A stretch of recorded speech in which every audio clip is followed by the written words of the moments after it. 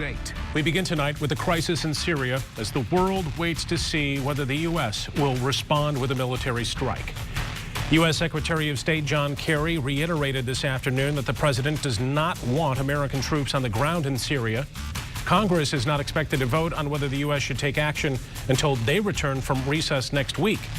Tonight, we have team coverage on this issue.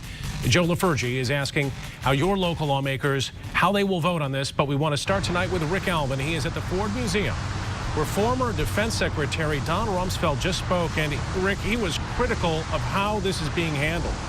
Surprisingly so, Brian. You know, administrations after they leave office generally have an unwritten rule not to be very critical of the new administration. For example, President Bush hardly ever mentions the Obama administration. On the other hand, Vice President Cheney is more vocal, and Don Rumsfeld is clearly out of the Cheney camp. Yet, when I talked with him today, he was still trying to thread the needle, if you will.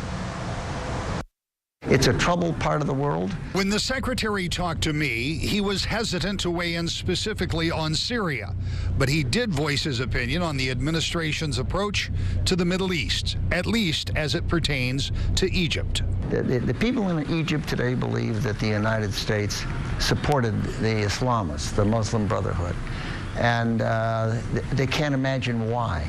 And I can't either. Later, speaking in front of a crowd at the Gerald R. Ford Museum, the former secretary was less reticent to say what he thought should happen in Syria. I'm at the point where if someone walking down the street or in an elevator said, "What do you think?" I would say immediately, you either ought to change the regime or you ought to do nothing.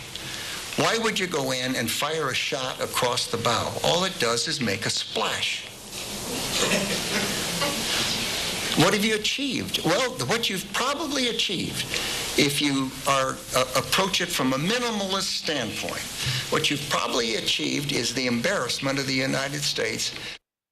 So you heard the former two-time defense secretary. He thinks regime change is the only legitimate reason for going into Syria, but that is a completely different story than is being discussed on Capitol Hill, where, as you point out, Brian, a vote could come as early as next Tuesday. We're live at the Ford Museum. Rick Alvin, 24 Hour News 8.